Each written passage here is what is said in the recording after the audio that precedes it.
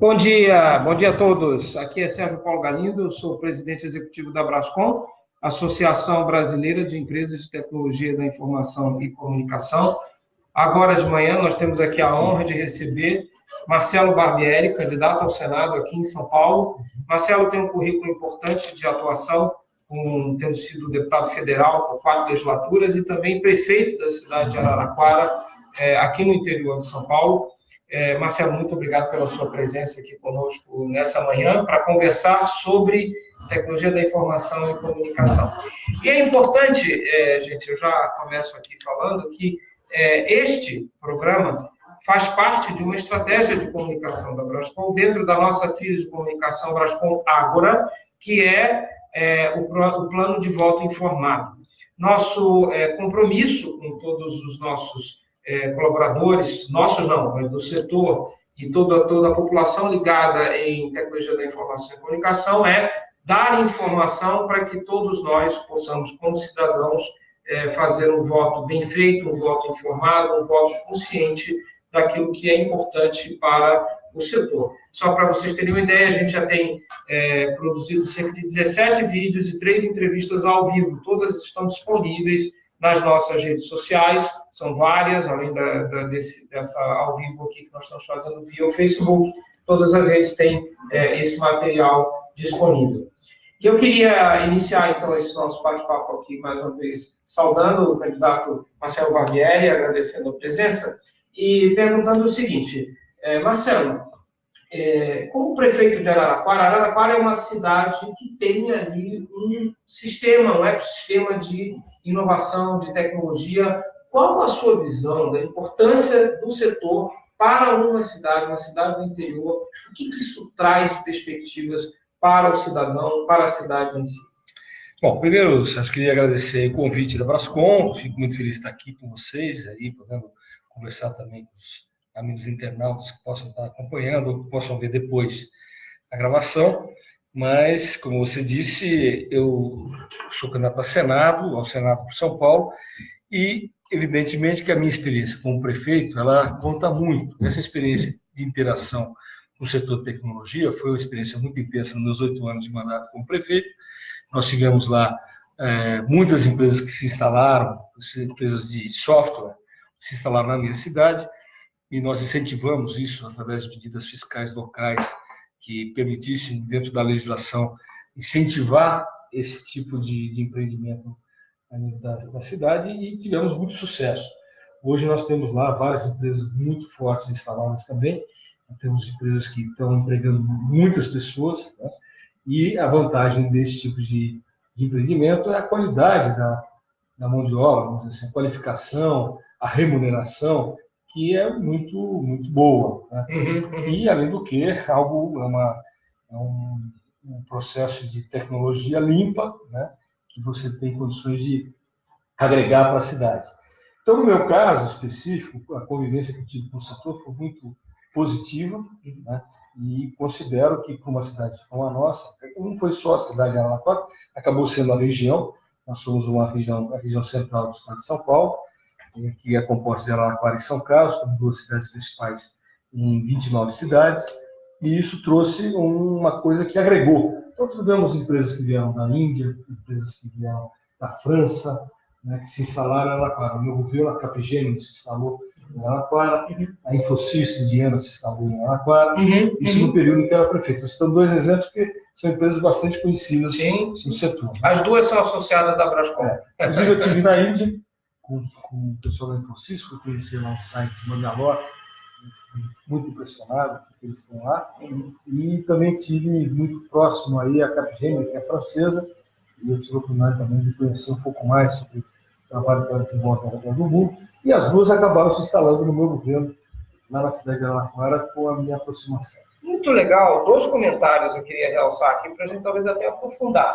O primeiro foi o comentário de que é um setor, às vezes o pessoal chama de uma indústria, né, limpa, né? Um setor que contribui para uma economia sustentável do ponto de vista ambiental.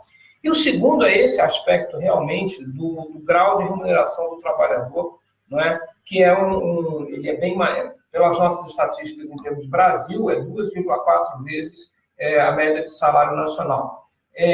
Isso muda o jeito de uma cidade se posicionar economicamente, não é? Exatamente. E como eu te falei, por exemplo, a experiência que eu vivi não foi apenas local. Você tem uma cidade próxima a Araraquara, que é Matão, por exemplo, uma cidade que tem grandes empresas, muitas dessas empresas de TI prestam serviço em Matão, prestam serviço em São Carlos, prestam serviço em outras cidades próximas, está próximo a Ribeirão Preto também. Então, acabou que a gente viu que essa indústria, como você falou, de TI, ela tem uma capacidade de expansão muito forte, né, de interação muito forte. Então, a experiência que eu vivo aqui é uma indústria que emprega, que remunera bem e que tem que ter uma política nacional, fiscal, no meu caso senador, vamos lutar para que essa empresa, que esse setor seja incentivado a se desenvolver mais no Brasil. Como eu citei o caso da Índia, eu tive a oportunidade de visitar, eu fiquei muito impressionado com o que eu vi. Né? Centenas de milhares de empregos que a Índia tem na área de TI. São fortíssimas. Fortíssima, né? Então é uma coisa que o Brasil tem que copiar, tem que ver o que eles fazem, como eles se desenvolveram de maneira tão intensa, e estão mantendo isso lá. Né? Isso que eu estou te falando, estive lá há 3 anos atrás, né? Quando eu ainda era prefeito da cidade de Araraquara. Então, Sérgio, eu acho que o Brasil tem que caminhar nessa questão, tem que avançar, ter um potencial para avançar. O brasileiro são pessoas que têm afeição à tecnologia. O Brasil é um país muito favorável à internet, ao uso da internet, os países que mais usam a internet no mundo, os índices mostram isso. Então, nós precisamos realmente ter uma política de Estado para poder incentivar o desenvolvimento do setor de TI no Brasil, e acho que isso tem que fazer parte de qualquer plataforma, de qualquer presidente da República ou de cargos legislativos, como é o meu caso, para que a gente possa realmente fazer algo que venha beneficiar e incrementar o setor. Muito importante essa sua fala de ter o setor realmente como sendo uma prioridade nacional. A gente ainda não vê tecnologia sendo falada como sendo uma prioridade nacional, pelo menos pela maioria dos candidatos majoritários. Importantíssima essa sua fala. Agora, veja, o Brasil, e aliás o mundo inteiro, hoje a gente vive uma situação de revolução digital. E essa revolução digital está trazendo no seu bojo demandas importantes do ponto de vista da própria mão de obra, da requalificação de mão de obra. Hoje, com tecnologias como ciência de dados, como aprendizado de máquina, machine learning, como se chama no inglês, né? Você tem o mercado de trabalho hoje está se abrindo para essas novas competências e, curiosamente, nós já estamos enfrentando uma certa escassez de mão de obra vis-à-vis a demanda. Tem empresas, a gente tem ouvido o seguinte, olha, me passa aí quem você tiver de especialistas em ciência de dados, eu estou contratando todos. Como que a gente endereça, tendo essa prioridade em vista e tendo essa deficiência, como é que a gente pode endereçar, através da educação, essa falta de oferta de mão de obra qualificada para o futuro do setor?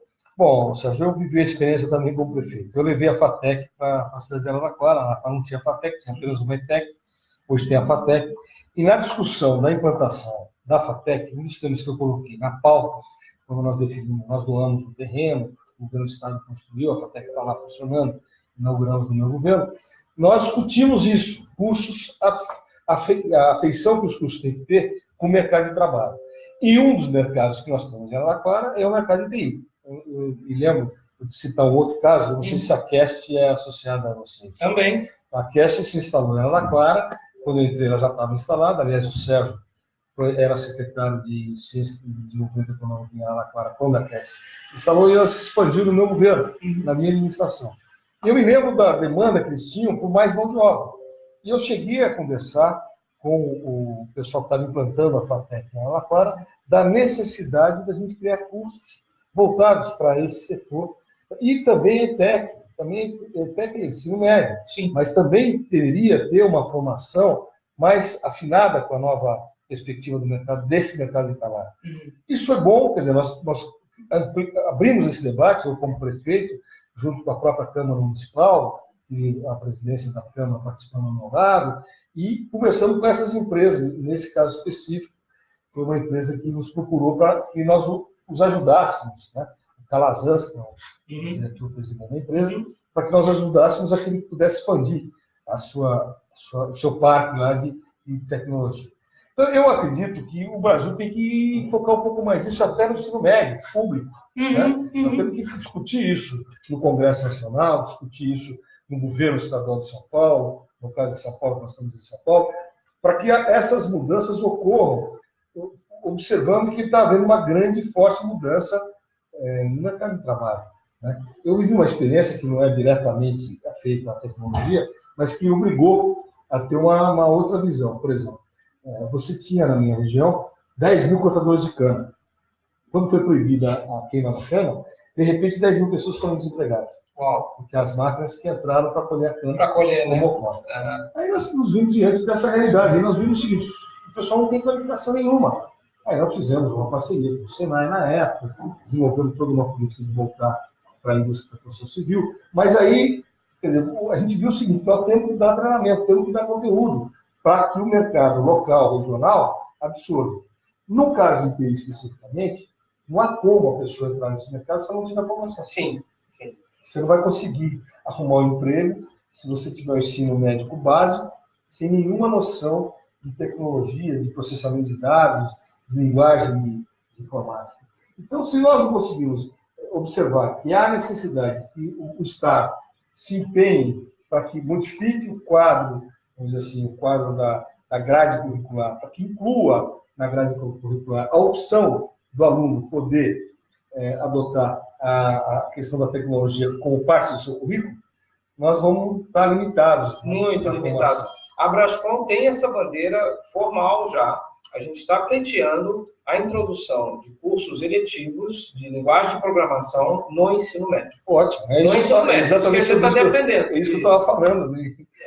Coincide com aquilo que eu penso. E essa experiência que eu vivi mostra isso. E isso tinha que ser uma coisa meio de conceito de Estado. Né? Não é uma coisa de um governo. Perfeito. Né? Aliás, você falou bem, eu observo os debates que tenho corrido, que tenho acompanhado, tenho obrigação até de fazê-lo, mas muito pouca discussão sobre a questão que nós estamos tratando aqui. Né? Então a gente vê como que ainda as pessoas que vão poder eventualmente governar o Brasil, os principais estados do Brasil, não estão discutindo esse assunto, que é um assunto muito candente, muito presente. Você vê que as maiores empresas do mundo são as empresas de tecnologia. As empresas que mais têm influência em termos de agregar valor são as empresas de tecnologia. Veja as principais bolsas do mundo, quais são as empresas top. Né? Então, se nós não tivermos esse foco, nós vamos nos perder no momento chave do que está acontecendo, das mudanças que estão ocorrendo. Então, a minha disposição é realmente lutar por essa causa, é defender que os currículos escolares, do ensino público especificamente, possam estar incluindo isso que a Brascom está defendendo, como algo que vai permitir aos jovens se formarem para esse mercado de trabalho. Maravilha.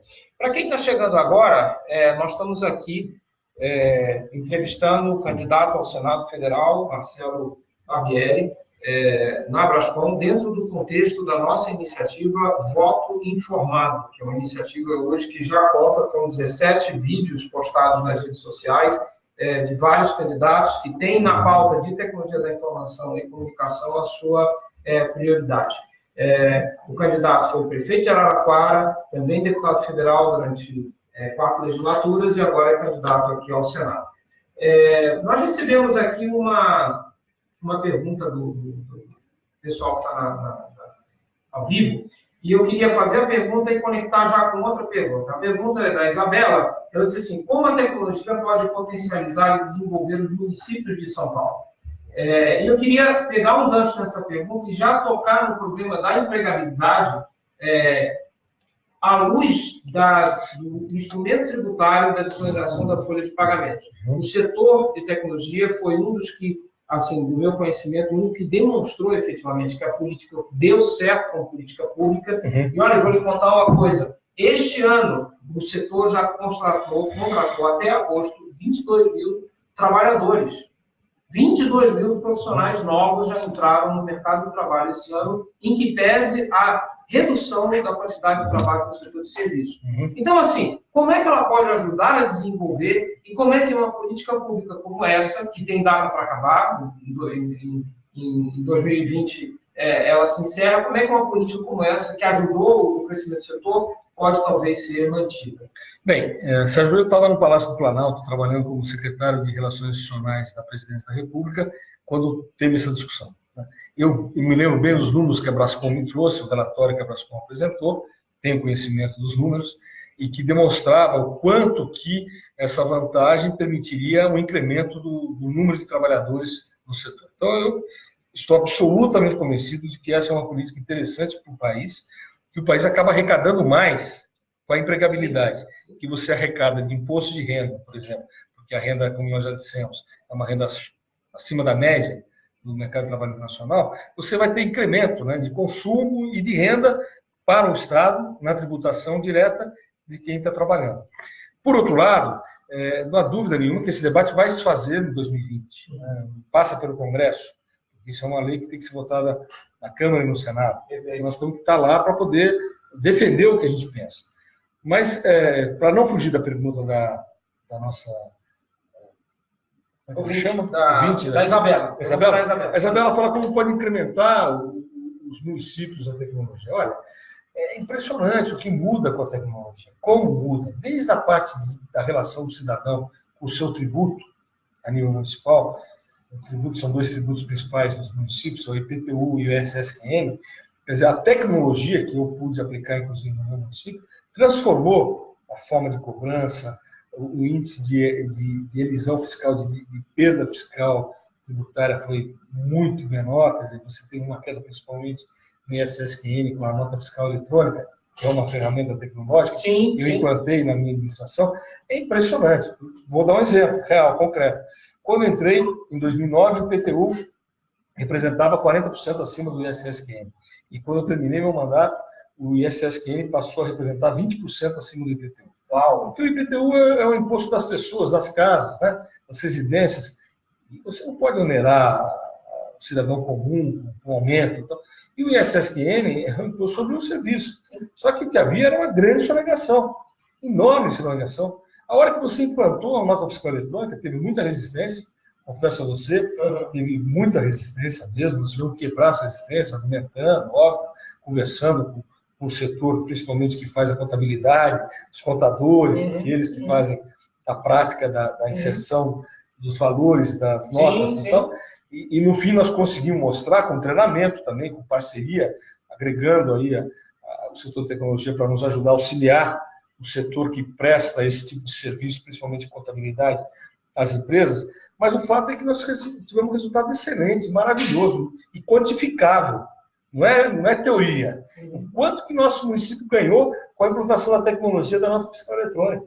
Estou dando um exemplo real para o efeito do município sobreviver, poder prestar o serviço nas outras áreas, educação, saúde, manutenção das ruas, manutenção da cidade, a infraestrutura da cidade e tal. Então, primeiro, isso aí. Outra coisa, por exemplo, eu vejo na área de saneamento básico, água, esgoto, o quanto que a tecnologia pode permitir um grande ganho no abastecimento de água. Né? O quanto que ela permite você afinar mais o que se perde na rede e aonde se perde na rede. Então, priorizando o investimento para diminuir essa perda de uma maneira muito mais racional, muito mais objetiva. Isso se faz com tecnologia, se faz com medição, com instrumentos tecnológicos. Aumenta a eficiência. Aumenta a eficiência do serviço de saneamento, que é uma coisa fundamental para a qualidade de vida das pessoas. Né? Então, eu estou dando 2 exemplos reais. Mas, fora isso, você tem, por exemplo, eu implantei um sistema de câmera na cidade. A cidade não tinha sistema de vídeo monitoramento. Nós, com isso, diminuímos drasticamente índices de roubo, índices de assalto no município. Então, lá a central de vídeo monitoramento, hoje nós compartilhamos esse vídeo monitoramento com a Polícia Militar, muitas vezes com a Polícia Civil e investigações que ela faz, e foi uma iniciativa do município. E foi agregar tecnologia para melhorar a segurança no município. Foi uma iniciativa municipal. Fizemos uma parceria com o governo federal e o PRONAS, que é o Programa Nacional de Segurança e Cidadania, e conseguimos um recurso para implantar no município esse sistema de monitoramento, que é a solução para melhorar a segurança. Recentemente eu visitei o município de Indaiatuba, que tem um dos mais avançados sistemas desse, e que integra todos os municípios daquela região, e eu observei lá a eficiência que a tecnologia traz para combater a criminalidade, para você atuar com mais rapidez. O sujeito rouba um carro, você consegue detectar onde é que esse carro está indo muito mais precisão, né? E com isso combater agilidade também, né? Agilidade, eficiência, resultado. Então, eu estou citando esses casos e na saúde também se fala. Então, eu ia pegar esse gancho, né? Porque a revolução digital, ela tem um papel importante na modernização do Estado. A gente tem aí o conceito do governo digital, de modo geral. E da sua fala já tangenciou esses casos. Só que uma das grandes prioridades que a gente tem visto aí nas pesquisas públicas, né, ou pesquisas de intenção de votos, de preocupação do eleitor, é com a saúde. Qual a sua visão de como a saúde pode se transformar através da aplicação de tecnologia? Ou seja, qualquer pesquisa de opinião que você fizer, o cidadão brasileiro coloca a saúde como uma prioridade da sua preocupação.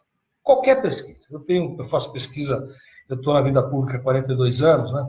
Tenho obrigação de 22 anos de mandato, 14 como deputado federal, 8 como prefeito. E essa minha experiência me levou a poder entender o que a população pensa, o que ela quer, o que ela requer dos governantes, né? E a questão da saúde é a prioridade absoluta do cidadão. O Sistema Único de Saúde foi implantado em 88, com a Constituição. É um sistema altamente avançado em parâmetros de comparação com outros países do mundo. É um sistema universal, né, que atende todo cidadão, independentemente de se ele contribuiu para alguma coisa ou não. Quer dizer, então, atendimento aberto, sim, é algo muito avançado. Você não tem isso nos Estados Unidos, não tem países da Europa. Então, nesse caso, o Brasil fez um sistema que é um sistema muito avançado. Por outro lado, é um sistema caro, né? E que hoje vou te dar números que são importantes. Os municípios, eles arcam com o atendimento de 30% do SUS e recebem apenas 15% da verba. Tudo bem, isso é um outro assunto. Nós podemos tratar depois na questão tributária. Mas o que ocorre? O que pode a tecnologia ajudar nessa questão?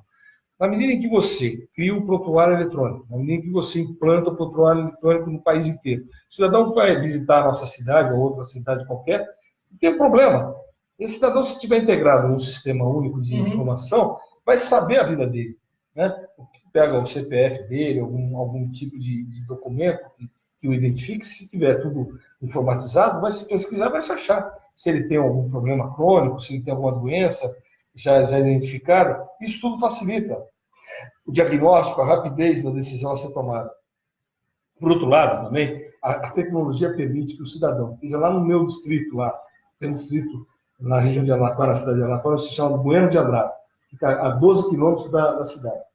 Que o médico que está atendendo lá no posto de saúde daquele distrito, que ele possa, usando a tecnologia, ele possa fazer um diagnóstico em parceria com uma universidade, com um grande centro de medicina tecnológica aqui na capital de São Paulo, de modo a ele se cercar de uma avaliação que dê um diagnóstico preciso para o cidadão que mora ali, lá num lugar muito ermo, num lugar distante, que não teria condições de fazer isso, teria que se deslocar para São Paulo, encontrar quem o atendesse aqui, entendeu? Muito mais dificuldade, e que a tecnologia permite essa agilidade de você poder passar um dado pela internet para um centro desse e ter um retorno, praticamente online. Então, a gente está observando que nós temos que usar muito mais a tecnologia para melhorar a saúde da população. A saúde é a prioridade. E sem a tecnologia, o custo da solução do problema de saúde é muito maior. Muito maior, sim. Então, você vai reduzir custo, e melhorar a eficiência.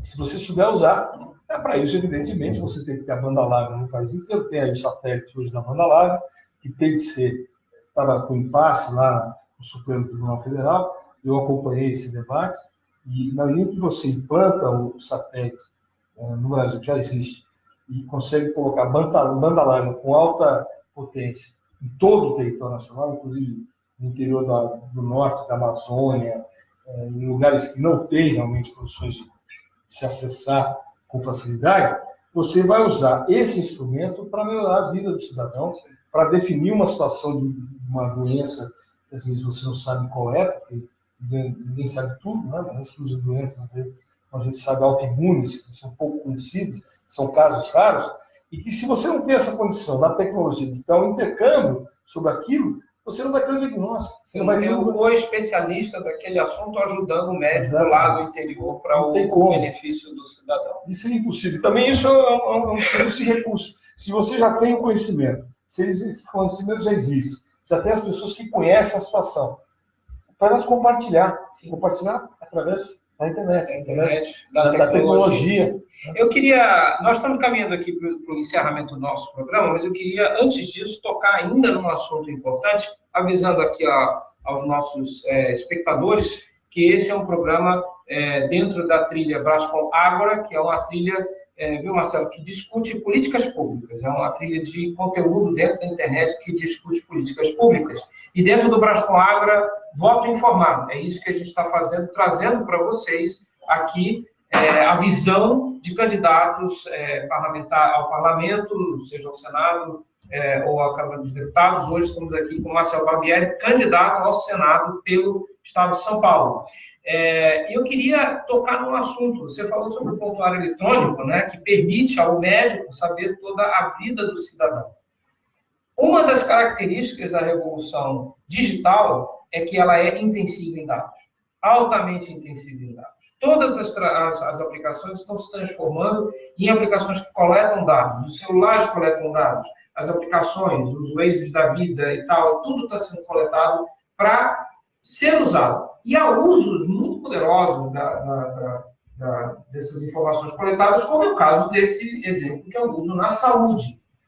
Porém, o uso dos dados precisa ter um balizamento. Nós precisamos garantir a privacidade, garantir os direitos fundamentais do cidadão, sem perder de vista que isso é um grande indutor econômico. Temos agora uma lei de proteção de dados pessoais, mas temos uma lei que acabou sendo vetada na sua autoridade. Qual é a sua visão sobre todo esse processo de termos essa lei finalmente e o que ainda temos de fazer para frente, construir para frente? Sérgio, é o seguinte, eu acompanhei a tramitação da lei. Acompanhei, entendi, compreendi, participei dessa discussão, estava no Executivo Federal, e acompanhei a questão do veto à agência reguladora para a aplicação da lei. Se não houver agência, a lei não tem aplicabilidade. Tem que ter alguém que faça a gestão da lei, o acompanhamento da lei, o regramento da lei e aplique as punições legais previstas na lei. Perfeito. Então você fica com isso solto. E se for cair na justiça comum, vai demorar. Então aí nós estamos falando de uma lei que não vai ter eficácia em termos de resultado. Nós vimos o que aconteceu no Facebook, né? Com a comercialização dos dados que o Facebook fez de maneira hoje considerada ilegal pelo regramento, inclusive nos Estados Unidos. Né? Na verdade, foi o parceiro do Facebook que abusou do que ele podia fazer. Exatamente. Né? Então, assim, mas e isso foi penalizado ao Facebook. Como ele era parceiro, ele foi corresponsável por aquela situação.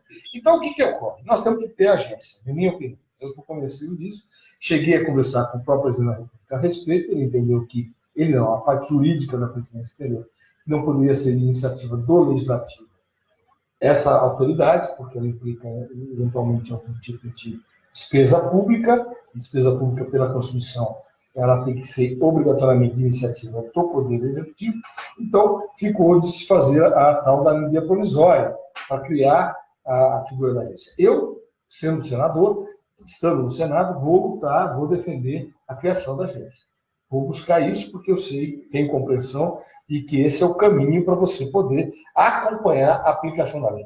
A lei foi um avanço? Foi. Discutivelmente foi um avanço e foi até relativamente rápido. Né?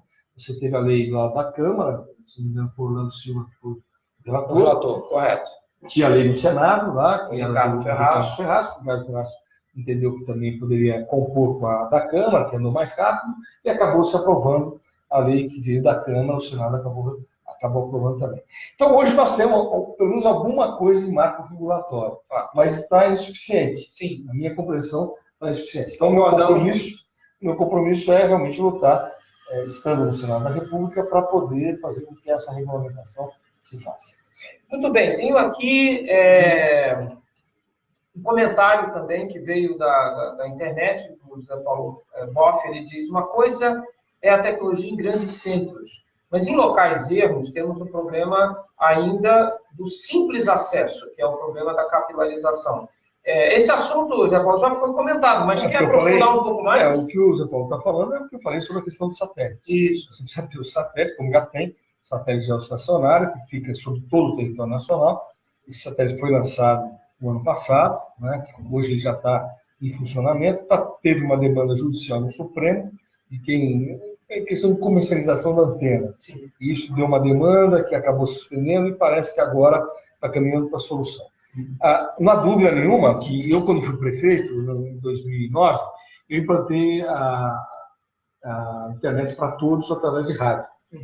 Na época, era uma coisa muito pequena ainda. Só se falava internet por banda, por rede física. Hoje está todo mundo entendendo que o Wi-Fi é uma realidade. Estou falando de 2009, 10 anos, mudou tudo. Em 2009, quando nós começamos a pôr e colocamos a internet para todos, em 2010, eu assumi o governo em 2009, em 2010 implantamos a internet para todos. Foi uma revolução, porque nos bairros da cidade, mais distantes e de renda menor, não tinha acesso à internet. Então, os jovens daqueles bairros, eles reclamavam. Então, a prefeitura teve a iniciativa que hoje está superada, porque hoje você tem as empresas privadas fazendo internet de banda larga com Wi-Fi com muito mais eficiência e com muito mais rapidez, o que é muito bom, porque não é papel do governo, não tem que ser papel do governo levar esse tipo de serviço. É um serviço privado que é cobrado e que, no meu caso, na minha cidade, hoje está cobrindo 100%. Né? 4G e futuramente 5G. Agora, a solução no Brasil, pelo tamanho do Brasil, é o satélite. Essa é a minha posição e é o que está ocorrendo. Só que o satélite agora tem que ser eficazmente usado e aí é um convênio com as prefeituras, os prefeitos têm que assumir, têm que assinar o convênio para poder disponibilizar um custo muito pequeno o acesso do cidadão em qualquer lugar do território nacional. Perfeito, perfeito. Temos aqui uma questão ainda de políticas públicas, eu não queria deixar passar, até em homenagem aqui ao comentário do Zé Prof, que é a questão seguinte, nós temos também pela frente o desafio de fazer uma revisão do marco legal das telecomunicações. Existe potencial de investimento muito grande em infraestrutura, o Conselho de Desenvolvimento Econômico e Social já colocou isso como prioridade, a própria Brascom também entende que isso é uma prioridade. Qual a sua visão sobre essa questão? Bem, eu participei como parlamentar da primeira lei de telecomunicações, isso lá nos idos de 1995, 96, 97. Evidente que, como você já disse, grandes mudanças ocorreram, né? O mercado hoje se tornou muito mais forte em termos de propostas, de projetos. Essa revisão tem que ser feita. Nós temos que partir para ela, temos que abrir esse debate no Congresso Nacional, temos que fazer com que esse debate aflore nas instâncias de deliberação, principalmente é o Congresso local adequado para travarmos esse debate. E a minha visão é que nós temos que ver que a tecnologia avança muito mais rápido que o marco legal. Eu me lembro que eu fui o primeiro autor de um relatório, não fui autor da lei, mas eu fui o relator da primeira lei que previu o crime cibernético. Né? Foi uma lei pequenininha, mas foi a primeira. E hoje você está vendo aí o que significa o crime cibernético, quanto existe, de várias formas, várias índoles, você vê quanto se pratica, infelizmente, esse crime cibernético, e quanto nós temos que avançar nisso também. Né? E, ao mesmo tempo, eu acho que o marco regulatório hoje já está superado, nós temos que avançar, temos que abrir esse debate a partir de 2019, com esse novo Congresso Nacional que vai ser eleito agora no domingo, dia 7 de outubro, e, evidentemente, também em parceria com quem for o executivo, que não sabe quem vai ser, mas quem for que o povo brasileiro escolha aí, nós vamos ter que estar discutindo e trabalhando. Eu quero lembrar que o Brasil é uma democracia. Sendo uma democracia, o Congresso Nacional é fundamental. Né? Nos regimes ditatoriais, o Congresso não tem força nenhuma. Mas na democracia, sim. O que expressa a vontade da população é o Congresso Nacional. E eu acredito que essa discussão tem que ser levada no âmbito do Congresso Nacional. Gente, nós estamos chegando aqui ao final do nosso programa. Entrevistamos aqui, tivemos a participação do Marcelo Barbieri, candidato ao Senado aqui pelo Estado de São Paulo. Essa programação está dentro do contexto da nossa iniciativa do Voto Informado. E temos disponível nas nossas redes sociais 17 vídeos com vários candidatos a diferentes papéis e de diferentes estados também. Esse vídeo do Marcelo também será incorporado a esse acervo, com 3 entrevistas ao vivo já realizadas. Queria agradecer a todos pela presença. Queria abrir aqui para algumas breves considerações finais, Marcelo. Bom, Sérgio, eu quero fazer a consideração final, primeiro elogiando a Brascom por essa iniciativa. É fundamental esse debate que nós travamos aqui para o futuro do Brasil, para o futuro do setor, mas para o futuro da população. né? Tecnologia hoje, o brasileiro adora a tecnologia. Não à toa que nós temos mais celular que gente. Pois é. São mais de 204 milhões de celulares. E hoje todo mundo tem o celular e eu vejo, por exemplo, essa campanha, você não vê campanha na rua. A campanha está sendo feita aqui, né? Eu mesmo, o Facebook nosso, o Instagram, o Messenger, o WhatsApp, que é um fenômeno, que eu nunca tinha feito uma campanha com WhatsApp. A primeira campanha que eu faço. As outras campanhas que eu fiz não tinham WhatsApp. E a gente vê como isso se tornou um instrumento fundamental de comunicação na campanha eleitoral.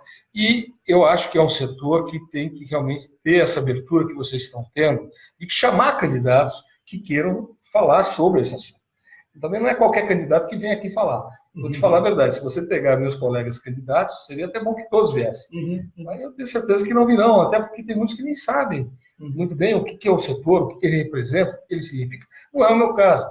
No meu caso, por ter tido toda essa experiência como parlamentar federal e como prefeito, como executivo, e também participar do governo federal, como participante, como secretário, eu sei o que representa o setor para o Brasil e para o mundo. E o Brasil não pode ficar fora disso.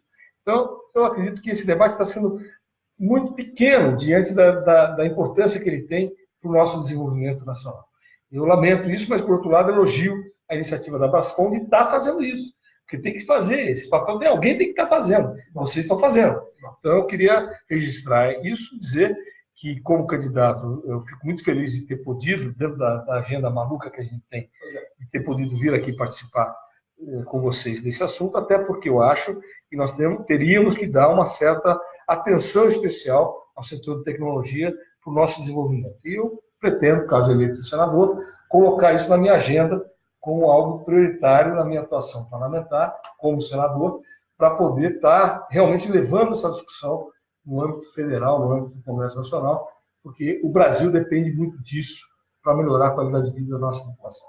Maravilha. Queria só realçar, exatamente dentro da tônica dessa última intervenção aqui do Marcelo, um dos pilares importantes dessa nossa atuação é a pluralidade. Pluralidade em termos de vieses ou posicionamentos político-partidários, isso não tem importância. Também a pluralidade, infelizmente, a gente não conseguiu ainda um número de mulheres e de outros estratos da população suficientemente engajados, estamos buscando isso. Mas esse é o nosso princípio. A Brascom quer informar ao eleitor as possibilidades de voto para que ele tome a sua decisão de forma totalmente balizada. Marcelo, muito obrigado pela tua disponibilidade para essa conversa. Muito obrigado a todos que nos assistiram. Tá? Um grande abraço. Até a próxima. Obrigado.